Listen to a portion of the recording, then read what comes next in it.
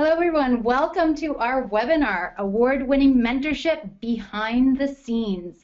We're going to wait 1 or 2 more minutes just for an additional few attendees to come on board. But as you come on board, what I'd love to be able to see is that you're comfortable with the chat function on the control panel for GoToWebinar. So please go ahead and find the chat function and introduce yourselves, type your name and where you're joining us from today. I'm also going to ask you to let us know whether you're a mentor or an entrepreneur. Hello, Nick from Toronto and Ashley from Vancouver. And if you're just joining us, we've just asked participants to let us know your name, where you're joining us from, and whether you're an entrepreneur or a mentor joining us today. We also have Bevan, who's a mentorship program coordinator, and Michelle from Montreal. So I think what we'll do is we'll get started now with our webinar. Welcome everyone from across Canada and the UK to our award-winning Mentorship Behind the Scenes webinar. What I'd love to be able to do is, first off, I'd love to introduce our panelists here today, who are all either award-winning mentors or experts in mentorship.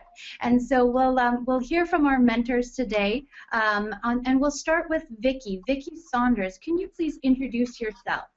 Hi there, everybody. I'm very happy to be here. I'm Vicki. I'm a serial entrepreneur. I've done 5 startups so far. And I'm a teacher at heart, so along the way I've been a mentor to many, many young entrepreneurs that I've come across, and I'm happy to be here to share whatever I know today. Fantastic. Thank you, Vicki. And Ryan, would you like to introduce yourself as well? Hello, everyone. Ryan here. Not unlike Vicki, I started and sold and currently own a number of different businesses in both everything from biotech to furniture sales. So I'm also a consultant, a management consultant, and also have some experience with respect to working as an entrepreneur in residence at the college here in Medicine Hat, Alberta, where I'm from. Thank you, Ryan. And Mr. Robert Zed, why don't we hear from you next? Hi, everybody. My name is Robert Zed. I'm from Halifax and Toronto. I live in Halifax, but work mostly in Toronto. I have owned or created 10 companies, and I still have 6 today. I'm quite involved in the Center for Entrepreneurship and Education Development. I'm the entrepreneur in residence for them, and I'm the executive in residence for Dalhousie University in the Masters in Health Administration program. And I spend a great deal of time working with emerging entrepreneurs and students. Okay, wow, wealth of experience there. Thank you, Robert. And we'll move on to Mr. John Cull, who is joining us today. Okay, yeah, my name's John. I'm from Oxford in England. My job, I work as YBI, Youth Business International's mentoring consultant. My corporate career was with British Airways. I was a trainee manager, and after that a hotel owner. And I've been a mentor for 15 years. Enjoy mentoring so much, I decided to study for my master's in mentoring and coaching practice. And as well as being a consultant, also continue my mentoring practice. Wow, thank you for joining us today, John. We're very excited to have you all on board today. And really, the theme of today's webinar is to get a little window into award-winning mentorship. What does it take to be an award-winning mentor? And what is it that you do in your mentoring practice that makes you an amazing mentor, an award-winning mentor, or a mentoring expert? Okay, and so we're very excited to hear from all of you today. One of the questions that we'll start off with, first and foremost, is why is it that you mentor? What interests you about mentorship that makes you serial mentors? And we'll start with, is there a taker there? Hi, so why am I a mentor? Is that the question? Why am I a mentor? Exactly. You know, it's interesting. When I was a little kid, my grandmother always said, oh, you're going to be a teacher. And I thought, I don't want to be a teacher. I don't want to do that kind of thing. But what I did realize over the years is, like, mentorship to me is a lot like teaching. Every time I learn something new, I want to share it widely. And I've done that my whole life. So it's really part of my mastery is sharing learning. And as an entrepreneur who felt alone a lot along the way, I understand sort of I can put myself in the shoes of someone who's just getting started, not quite sure, don't know what you know. And so I think with everyone else on this panel, we can sort of see before they even know what they're going through, because we've all been through it. So I love to be able to help people create even bigger impact than I've created in the world, and I love to share my wisdom. Those are sort of two of the main things. And the last thing is really, I've always been in tech in my life, and there's so much going on in the world with tech these days that it's hard to keep up. And so by mentoring, dozens of young people, I get to stay sort of hip and current to what's going on, which I love as well. Definitely an added bonus. Yeah, agreed. Anybody else? One of the things that I find the cornerstone to entrepreneurship really is mentorship. And I find that I get as much out of mentoring as I do I find it's a two-way street. I get as much out of it as the mentees get out of it. I find that mentoring keeps me sharp, it keeps me real, it exposes the students and the young entrepreneurs that I work with, exposes them to a variety of experiences that I've either recently had or had in my more distant past, and it's an opportunity for me to keep things real, refresh opportunities, and sometimes it's a good reminder of best practices. That's right, because you're continuing to practice and really use those mentorship skills. Yeah. John or Ryan, anybody else want to field that question? Yeah, I mean in terms of okay. Sorry, Ryan, do you want to go first? No, by all means, the furthest goes first, so Oxford wins. Oxford, thank you. Yeah, in answer to the question, why mentor? I remember talking to a boss of mine who's now my mentor, interestingly, and I said I want to do some volunteering work. Didn't really know exactly where I wanted to be, and he said, look, whatever you do, he said, just decide how much time you can give to being a volunteer. Decide where you want to do that work. And so I really looked at what was happening with my two boys at that time who were struggling at school.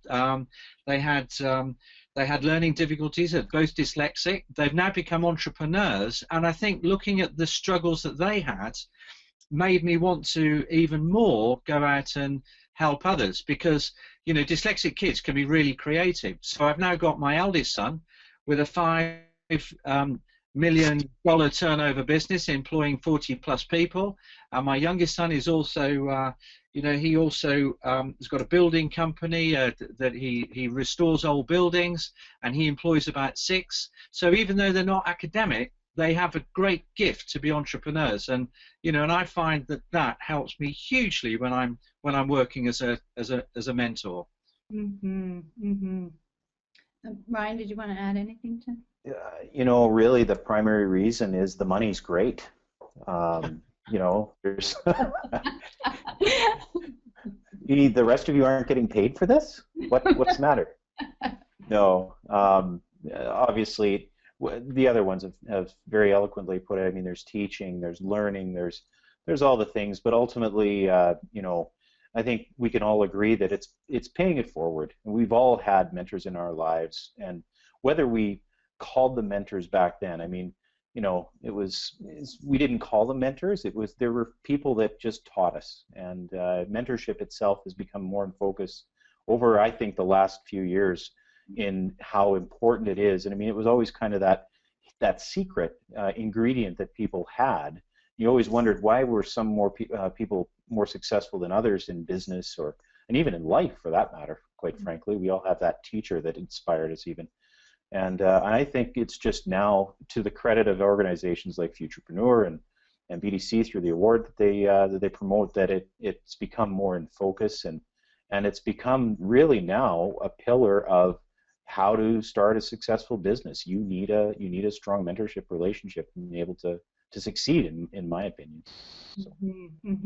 So. So we're not all in it for the money, is what I'm getting from. Yeah. Okay. Fantastic. So I'm hearing a few themes throughout this. Being able to help those having had the experience of going going through it ourselves, opportunities to keep in the know, to keep up to date, and really paying it forward. So thank you for sharing those insights. One of the next questions, I get asked by many people and many mentors, and so what I want to pose to you, award-winning mentors and mentoring experts, in your opinion, what is the role of a mentor? What is a mentor there to do? And I'd love to be able to, have an interactive discussion around this, because there are varying opinions, and I'd love to hear your insights on that. So I'll jump in. I think the thing that strikes me the most about the role of a mentor is really to listen deeply to the person that you're working with, and understand where they're coming from and what they're trying to create. Sometimes, I see people walk in and go, I've been really successful, I know how to do this, I'll show you how. But that comes with, when you come in with that attitude, you come with a lot of assumptions about what success is and what you're really trying to build. And I think that, the first thing to do is to really sort of step back and try and get to know the person, like what's going on in their life, who are they surrounded by, what are their dreams and goals, what are they trying to build, and then be able to provide advice from that perspective. But I think it really starts on the inside with that person, as opposed to coming with a whole sort of plan of, oh, you're doing a retail startup, here are the 7 things you need to do. Like, you can kind of help with that stuff, but Vicki, I think you raise a great point. It's what is going on in their life. Mentorship is not something out of a textbook. It's finding out the road they're walking on at the moment, and each person comes to see you for a variety of reasons, but it's most important that you listen and advise based on the circumstance that they're facing at the moment. And the advice that I give to someone that came to see me Monday and someone that's coming to see me next week can be very different. There's a general path that we, of course, all seem to follow in terms of, making sure you look at your goals and your strategies and your objectives, but listening to all of the elements of their life that they are faced with, because in actual fact, sometimes the biggest problem they're facing might not really be related to something in their business plan. It might be related to, how they're feeling, how they're looking after themselves, other relationships, how they've acted in another situation. So I think the holistic angle of mentoring is absolutely critical. Well, let me continue that theme, because I think that you cannot get away with being a good mentor unless there's a good chemistry, good rapport between you and your mentee. I mean, you've got a relationship that is, for a minimum, it's a year. I know on your program, Linda, it's for 2 years. So to kick off with looking straight at the hard side of business, you may miss out some of those crucial elements of how you're going to, how 2 people are going to work together for that period of time. And I tell you where it really pays off is that, I remember one of my young guys, a guy called Tim, a graphic designer, he had his studio at home, living with his mother, and his mother wanted to see a return because she'd put him through university, didn't have a lot of money, and I pitched up one day for a meeting, and she'd almost jabbed me in the chest with her finger and said, when's he going to start making some money? You're his mentor. What are you doing about this?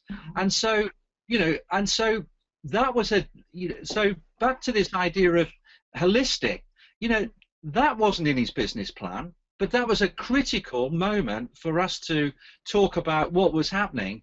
And eventually he made decisions, which was to leave home, continue with his business. He had a portfolio career where he was able to earn some money being part-time employed, but then he moved his life on, and I counted that as one of the biggest successes that that I had as a mentor, and that was totally unexpected. Right, and it didn't necessarily have to do with his business to begin with, but all the pressures that were around it. Right. Absolutely, and if we hadn't have had a good, strong chemistry, good, strong relationship where we could both be really open with each other, I'm not sure where that might have gone. So I think that is so crucial at the at the front end of your mentoring. the other thing, John, too, and I agree 100%, that there's this certain relationship that you need and trust that you need to build with your mentee. The other side of that coin is that I find, of course, we all, from a management perspective, it's easy to get task oriented with mentees, and are you doing this, or are you doing that? But also not being an enabler and not letting the mentee use you to the point where now you are making the decisions for them, and yes, we're listening and we're providing a certain amount of guidance. It's a lead, not manage kind of a relationship versus, it's you always laugh about the psychiatrist as well. How does that make you feel? And it's almost that kind of a commiserate together kind of an approach where, tell me what you think, and I'll, provide you with maybe some other things that you should think about, but the decision is yours to make, not mine. I'm going to throw myself across the railroad tracks if I think you're going over a cliff, because I think it's incumbent upon the mentors to do that. Based on our experience, it's why they're, with you. But it's also very important for us to not enable decisions to be made and just say, well, just do this, because it's easier than trying to lead them. It's one thing to lead them to water. It's another thing to, them to choose to drink it. So that's the other thing I think in that whole relationship piece that is critical. Yeah. So what I hear you saying, Ryan, is you're sort of drawing the line between the role of the mentor and then advisor, right? There's sort of a fine line there, and giving them, the mentees, the ownership to make those decisions is really quite important to the role of the mentor. Yeah. Okay. Yeah. So what I'm hearing a few themes here is, first off, listen deeply. Quite important. Listen to the context that the entrepreneur is in.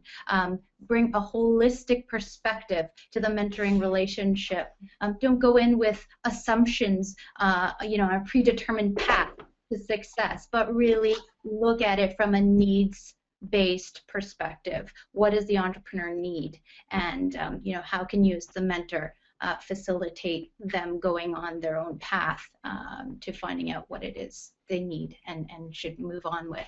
So on that note of needs and entrepreneurs' needs, how do you as mentors identify what their needs are? Like, we know that entrepreneurs don't always necessarily know what they don't know.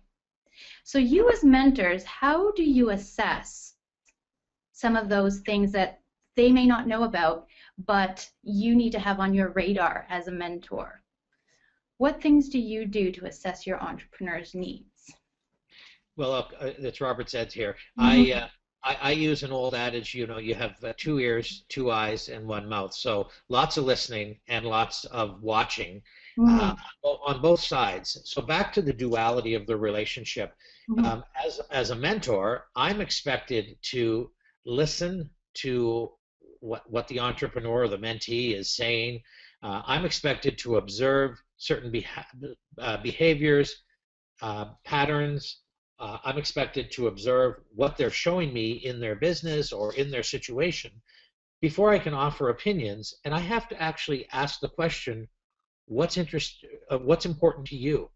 Because it really doesn't matter just what's important to me to say, because it's a holistic relationship indeed, but there's a bilateral mentoring relationship. Just as much as the person is going to learn from me, I expect to learn from them, because then I will get in a better frame of mind to say, this is what I'm looking for.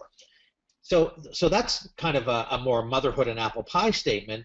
But in general, I'm looking for focus. I'm looking for strategy. I'm looking for goals, and looking for what does success look like for you. And these are the kinds of generic questions that I would ask any mentee, so that I am assured that they have thought through where they may want to go. They may not have a clear path. They may not understand what the hurdles are ahead, but they certainly need to understand that they need focus. Then we can help massage with the direction that they're going in. We can ask challenging questions. We can direct them to resources. We can bring other people into the discussion, because they may actually just need some fine-tuning and assistance from another person. There is no panacea. That's the biggest message that I have on this. I think Vicki mentioned at the very beginning, it's about reality. It's about what you're living with today. It's what you're going through now. And I think that for us to prescribe, or for me to prescribe one answer for one group of individuals, it's a little bit artificial. Is there, okay, so here's a question for you. Is there sort of a mental checklist that you go through with your entrepreneurs? Is there something that, you know, mentally you go through in terms of the business, in terms of, you know, their own personal and professional development? Is there something you go through that helps you to get to those answers and identifying your entrepreneur's needs? Let me just respond to that, Linda, because I think a good mentor is really focusing on three areas. I mean, you're focusing on the business, you're focusing on the person, and of course the mentoring relationship. So you have to pay attention to all of those. But in terms of some you know, some tactics and structure for the meeting, I always like it when the mentee, you know, when the entrepreneur sends the agenda. You know, and it's one of the things that we cover off at the very, very start in terms of the ground rules of how we're going to work together. Because my first question is, what do you want to talk about today? That's it. And then, you know, and it's amazing how that leads to a really rich discussion. You know, because they will decide from their agenda what is the most important, what that most important topic is. And of course, the other interesting thing is that I know that my fellow panelists have mentioned the importance of listening, is that what they present as their agenda may not be the issue. You know, so checking out right at the beginning, what is the agenda point, what is the challenge that they're faced with, is it the real challenge, is there something else that is underlying? You've got to find out all of that, otherwise you're helping them to think about, you know, options and choices, you know, and it may actually be the absolute wrong issue that they're facing. So you've got to know what that is. I think I just add to that I actually learned this from one of the groups that I was mentoring in the Next 36 program in Canada. This wonderful woman from Montreal did a check-in with her group every couple of days. And when I was mentoring that group, they started with a very quick, you know, couple words on how are you feeling emotionally, spiritually, mentally, and physically. So it wasn't like this long, huge therapy discussion, but it was just a super quick check-in. Like emotionally, I'm completely exhausted. I haven't been, you know, sleeping well. I'm not working out as much as I need to be. It's driving me crazy. You know, like just a quick, and then okay, let's go to the business. But just to understand the context of where people are arriving, and then, you know, do you need help with that or not? But I don't actually have that checklist normally in my head. But I thought that was a nice tool that they used. And if it works for the group, great. If it doesn't work for the group, fine. But the thing I find that I use more than anything else is really listening for limiting language, or sort of what I would call outside voices. So when people use the word should, oh, I know I should be doing this, which means it's never going to get done. It's really, you know, it's a voice from somebody else that they bring in. And so I kind of listen for the stuff that doesn't really sound like it's coming from inside the person, but they've heard it 60 times and they think I have to be doing this, I have to be doing this. But if it's not getting done, there's a reason, and you kind of got to get underneath that. Okay. I do a quick acid test on the life balance buckets, and Linda, that's one of the things that I sent you, and I'm happy if you share it with the other attendees. But I look at what is your balance in work, rest, and play, and we do a very simple grid talking about your family and its developments, your relationships and development, your personal development, and your professional development, and all of those balance out nicely. And you know, where you put finances, where you put your own goals, where you put your family goals, your relationship goals, how you define all of those things, everything must be in a perfect balance. Sometimes when things are off, that's where you really need to spend your time. And if you're looking for a quick answer, it's probably in one of those buckets. But I always say, where are you on your buckets? I like that. It's a good framework to work with. Yeah. So life balance buckets: work, rest, and play. And then we also have John, who looks at, the entrepreneur themselves, the mentoring relationship, and the business. And then Vicki, starting things off with, how are you doing emotionally, spiritually? Okay. And so those are some good, I think, tips and tricks for some of the other mentors that are listening on the call as well. What is your own personal tactic to really get from the entrepreneur some of the needs that they have on the table? Ryan, did you want to add anything else, or shall we go on to another question? The only thing I'll add is and it's a very not unlike any entrepreneurship venture, creativity is abound with respect to them creating their product or their service, and so you have to. And I wouldn't suggest there is a cookie cutter or a checklist. There are checklists. There are business management tasks-like things to do. And out of all of it, really, I find that the one common thing, aside from what all of the other panelists have said, is that there is a lack of focus on sales. A lot of the entrepreneurs are not salespeople. They don't like sales. And so it's uncomfortable for them to come up with that approach on how they sell their product. They came up with a product or service that solved a problem for somebody typically, or they saw a need in the marketplace, but they have a very limited amount of ability to go out and sell their product. So we spend, probably a little bit more time on that, and of course we also focus a lot on cash flow. Financial statements notwithstanding, they're important, but cash flow is also a very good way to find out if you're losing or making money. So those two specific things, and I know that's a little more granular than what we've been discussing at a higher level, but it's really important in the survival of their business, and it happens pretty quickly, because if they don't sell anything, they're going to find out in a real hurry that they're either too much in love with their idea and they need to change it and adapt, or they need to get out and they need to do the thing that they should be doing. As Vicki was saying earlier, they should be doing things, and you're right, that's definitely the language you look for to do it. So that's all I would add. Okay, so there's a little bit more focus on the business. I'm going to shift gears for us right now, and one of the things that keeps coming up, questions from mentors that we have some answers to, but I'd love your insight on. So I'd love to get an example from each of you of a time when your mentoring relationship maybe got a little idle. Okay, maybe you were starting to feel it sort of level out. What did you do to put it back on track? Okay, so if you can give us a specific example of a time when your mentoring relationship was a little idle, what did you do to get it back on track? As Robert said, I'll lead on that one. Okay.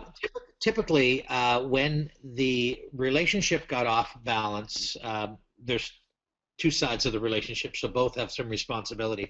I found that we would get a little bit distracted. We were off agenda. We didn't stay true to the tasks. We didn't really get to the root of issues, and we were dealing with a lot of should-haves and could-haves, and I was not holding myself, nor was I holding my mentee accountable. And I think accountability that comes with, because there were some real sides of mentorship that people don't want to hear. You're not there just for advice. You're not there just for lessons. You're there for getting feedback while a person is listening to you and giving you some of their opinions. You must also be accountable for A, what you're offering for advice, and B, what you're doing about the advice that you receive. And in cases where we've gotten off, and there have been a couple of cases, it was because we didn't document, we didn't have a good strategy, and we didn't have good accountability. In two of the cases that we got off track, we revisited the relationship and decided that it was not a good match because there was not a match of personality. We got down in the probably intro section of the first phase of mentorship, but it wasn't one of those mentorship relationships that was going to go long term. And I tend to like long term relationships in mentoring. So where I found they got off is when we didn't have good accountability, we didn't have good documentation, and we didn't have good focus on a plan. Okay, okay, which sometimes resulted in the mentoring relationship sort of ending there. Okay, thank you, Robert. Anyone else? I think there are times when sometimes you just really, like, if it isn't right, you need to be able to let go as well and not hold on to it, to Robert's point, right? So if it isn't working out, or I mean, as I have found with a number of the younger entrepreneurs I've worked with, they have a failure with their business, or they're in between ventures and trying to figure out what's next. And even just looking through my path, I really believe in self-selection, so it's really up to, you know, both sides to be reaching out. And if, for example, you just need to go dark for a while and find your way and figure out what's coming up next for you, we don't have to keep having these conversations, and it's okay to not have those conversations for a while. But again, the critical thing is to actually communicate that up front and be clear about, so what's happening right now? So, okay, you need some time, great, as opposed to it's just, you know, disappear. You know, what's happening there. So as long as it's clearly intention and it's communicated well, I think that's the most important part. Mm-hmm.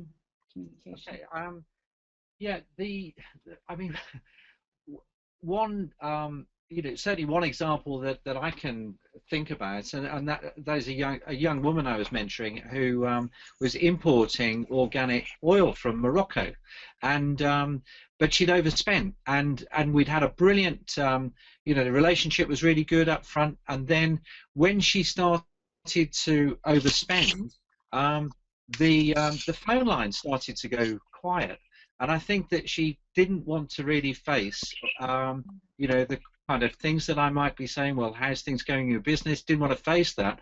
And she hadn't actually done any test marketing, but one of the things we did talk about was the importance of, you know, even, you know, even putting your products in a street market, you know, at a reasonable cost. And she actually did that. So when the phone lines, the communication lines went a bit quiet, I knew at a Wednesday afternoon she was going to be at that market. So I pitched up there one day. She wasn't expecting me, and you know, but it really helped to get things back on track. She thought, my goodness, John, you know, what are you doing here? I didn't know you were coming today. And that was a great moment just to see what she was doing, you know, because a lot of the time when we're mentoring, we don't always get a chance to see our entrepreneurs in action. And, you know, so that was, you know, that had gone idle, but that's what I was prepared to do, was to get on the train and come and see her at the market. And that was a good turning point in the relationship. Beautiful. And it sort of sparked a new Yeah. Yeah. Kickstart. Yeah, absolutely. Yeah, and to Vicki's point earlier too, I think there's a certain amount of it's okay if it goes flat. You know, there's a certain amount of, I call it the Saul Goodman rule. And Saul Goodman was a character on Breaking Bad, and it was Saul always knew a guy who knew a guy who knew a guy, and maybe you needed to introduce them to someone that had a little bit of a different skill set that would maybe be able to connect with them on a certain point in their life. So I call it the Saul Goodman rule. But it's really, you know, opening up your Rolodex to the point where maybe we need to introduce someone else to re-spark or reignite the flat spot, if you will, because it's kind of like a parent and a child. Pretty soon they get tired of hearing your voice, and you need a fresh perspective. And I know it's not, you know, you're not raising a child, you're raising a business, but and you're doing it together, not as a you know, senior junior kind of thing. But there's a certain amount of you know, okay, here goes Ryan again talking about this, that, and the other thing. And maybe at that point we introduce the Saul Goodman rule and bring in someone else. Love it, love it. So you sort of inject new blood into the mentoring relationships and start, you know, opening up your network, which is, I think, an invaluable tool to mentorship. And I wonder too, you know, we sort of think about, does that typically happen at a specific point in the mentoring relationship? You know, if we were to, you know, think about a relationship being 1 year or 2 years, is there a general point at which you know as a mentor that, okay, now's the time to really start opening it up for the entrepreneur and opening up my network for them to really, you know, benefit? Is there a specific time? How do you know when that needs to happen? I'll go first this time because I've been getting the last word. Yeah, short answer is there's no set time, in my opinion, that there is. I mean, it's really, again, a creative kind of ebb and flow kind of a thing, and it might happen early, it might happen late. I mean, it's like trying to compare football and baseball. I mean, football has a playbook, baseball doesn't, because a lot of different things can happen at any given time in baseball.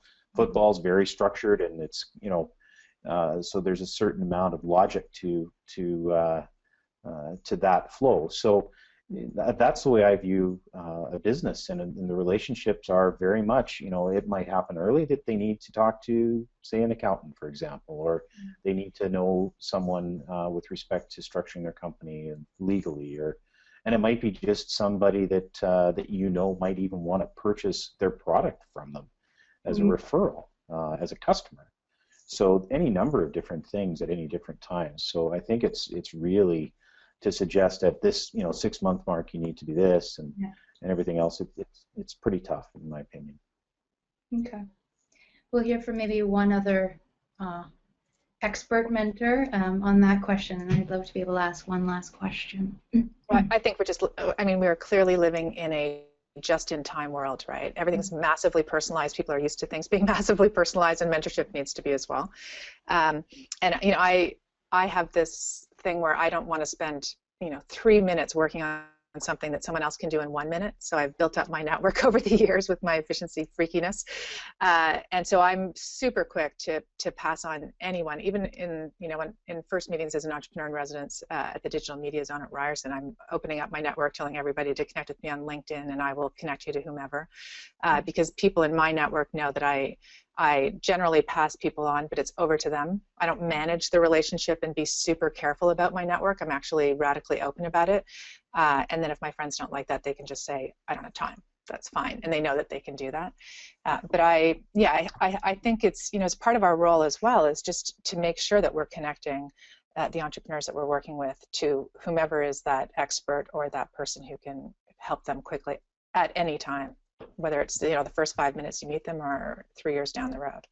Okay, fantastic. So be very generous with your network. That's what you do, Vicki. Okay. And just the opposite of that, actually, Vicki. You know, I remember in my work with YBI meeting a young entrepreneur, a designer in India, and I said, you know, are you in a mentoring relationship? And she said, yeah. I said, great. How long has that been going on? She said, 10 years. And I said, so that was an example where it had got so cozy that they kind of forgotten about, you know, the need or the business or, you know, just what that young woman was looking to achieve. It had become too cozy, and I think, you know, that's the danger side of the opposite of what you were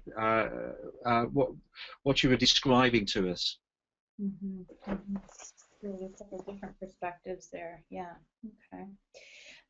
One last question for the group, and it's going to be: can you tell us a personal story that's recently happened that's renewed your motivation to mentor? Something that just sparked, you know, new energy. Robert.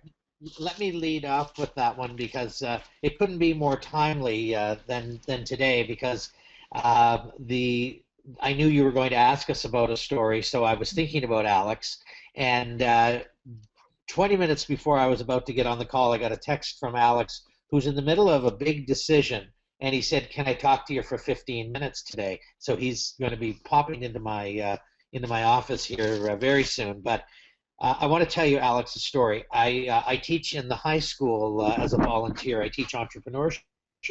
in our local high school. And I had the opportunity to meet Alex 5 years ago as a student, and he wasn't a particularly well-motivated student, and he wouldn't be at the top of the class. In fact, he was probably on his way out the door of school. But I saw a spark in him that I thought could really be transformed, and he joined my class, and I watched him move from the back of the classroom to the middle of the classroom all the way to the front, where he was then creating. And part of the class is you create your own business and you present your business. So Alex today is coming to talk to me about an insurance company that has just made him an offer for a position that he is about to take. He has gone, so in that 5 years, we don't have time to talk about the 5-year turnaround of Alex, but he's gone from probably leaving school to now looking at building his own insurance practice. Pretty cool. Yeah. Very inspirational. Thank you. Thank you. And say hi to Alex from all of us here as well when you see him this afternoon. Okay, good. Thank you, Robert. Very inspirational story. Anybody else? I'll jump in again real quick.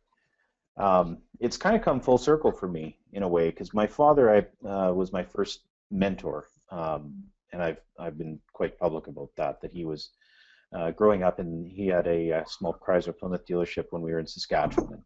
I worked in it, and he brought me and taught me as much as about morals and ethics as in business, and we all have that person in our lives. But now my son has just graduated this past spring, and his goal is to be in the film industry, film business, and so he's always been doing things and everything else. Well, a need came up with a local business who needed pictures taken. And he has all the equipment and everything else, and so he asked me to help him, not to help him take the pictures, but what do I do? How do I? So it's kind of come again right back to it's like the accountant who never balances his own checkbook.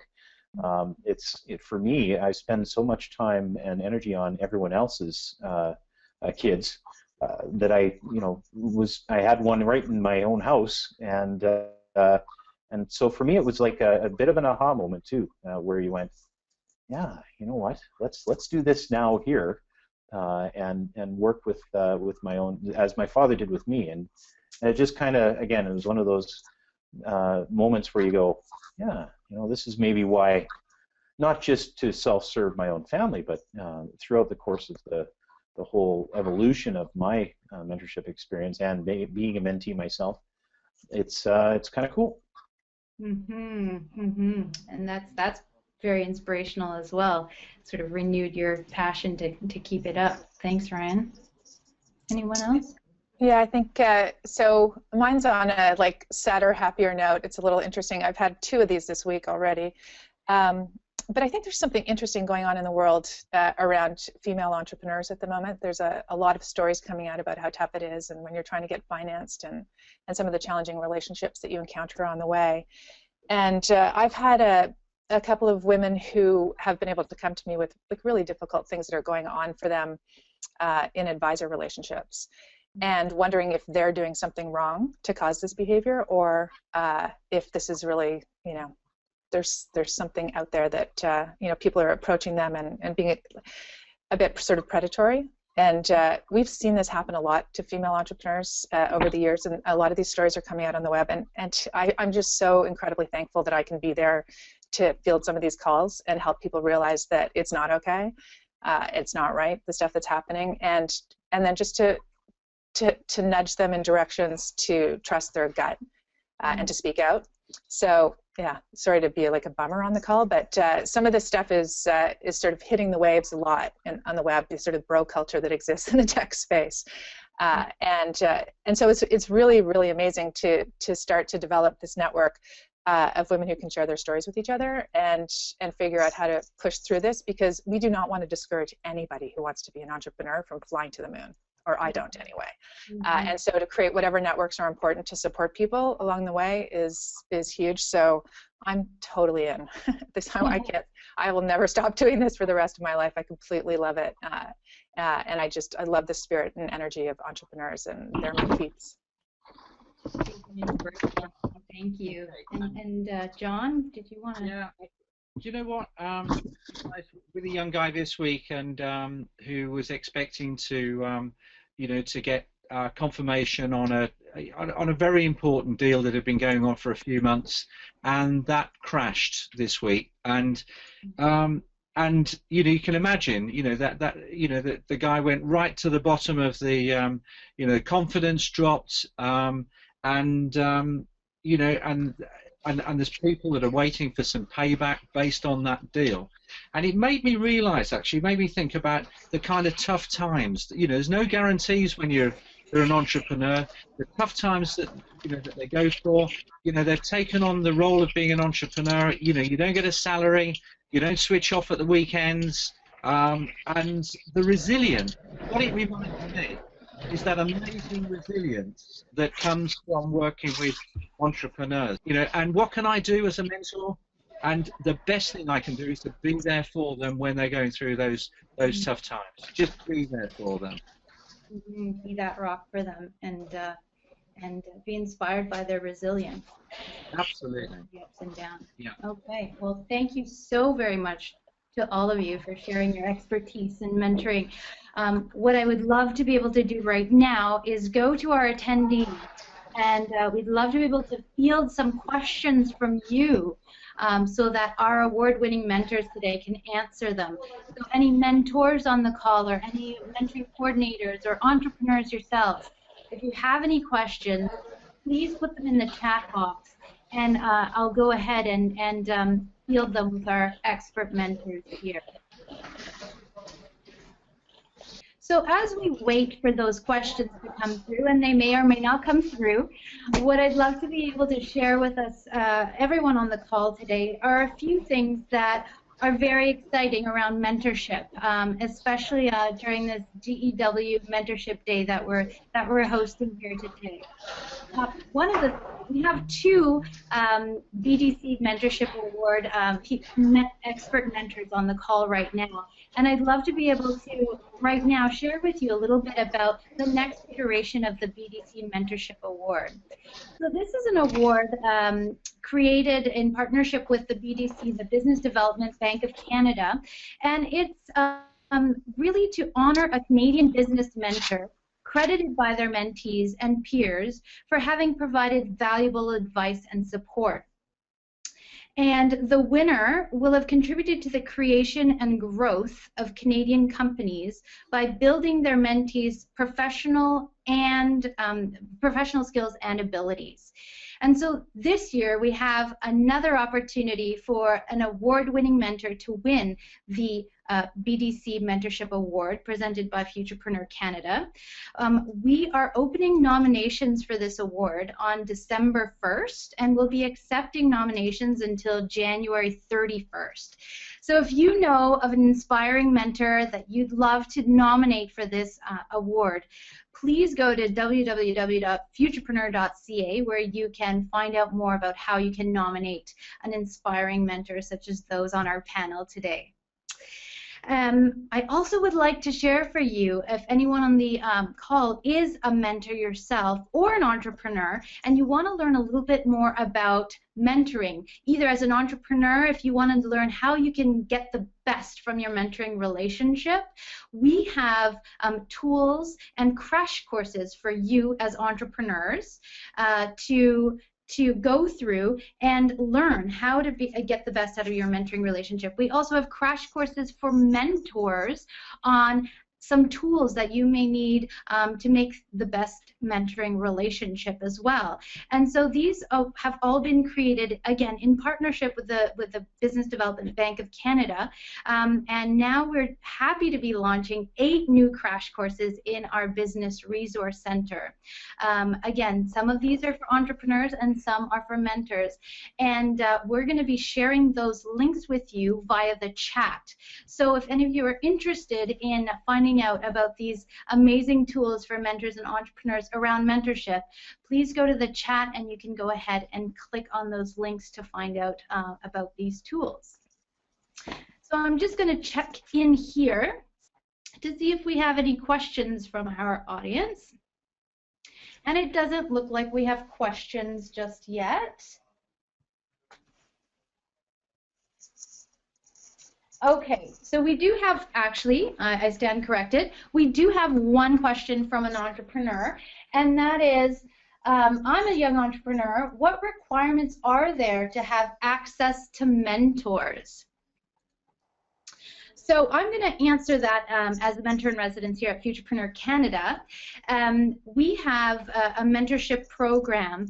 If you're interested in financing, we have a program where you can access financing as well as mentorship for up to 2 years in a mentoring relationship. Okay, so that's one program that's called our startup program, and you can receive up to $15,000 through Futurpreneur Canada, and up to $45,000 through partnership with the BDC. And with that, again, comes a 2-year mentoring relationship. We also have another program called Momentum, where you can have access to a mentor for up to 6 months. And again, it would just be a matter of applying for this program, and you would be able to engage in a mentorship relationship with a Futurpreneur Canada mentor. Apart from that, again, I'm going to ask the rest of the panelists here, how do you go about engaging with a mentee? How do you find your mentees and start mentoring relationships? I'll just jump in really quickly because I think this is a really important thing as well for female entrepreneurs. So less than 5% of female entrepreneurs actively seek out a mentor. Which is really low. That's a new study that just came out. It's very, very low. And so one of the things, and we know that companies that are in business after 3 years, was like almost 80% of them have had a mentor to help them, and if you don't have a mentor, it's in the 30s. So mentors totally matter, and we need to figure out how to encourage more people to actively seek out mentors. So we have CEO mixers every month, and anyone can email info@imasheo.com if you're looking for a mentor, and we'll help you connect you to a network of people where you can come and meet them and see if there's a fit and a vibe, and go for it. But yeah, it's a really, really big deal that we need to be supporting women entrepreneurs with in particular. So sometimes it's just about the ask, right? Any other questions from no other questions from people on the call? Okay. All right. So I would love to wrap up this webinar right now. I'd like to thank each and every one of you, the attendees, for joining us today. And I'd love to thank our panel of expert mentors here, Vicki Saunders, Ryan Jackson, John Cull, and Robert Zed. Thank you for sharing your insights on mentorship. I'd like to wish everyone a happy GW, and thanks again for joining us. Thank you. Our pleasure. Thank you. Good luck, everybody. Thanks very much for having me.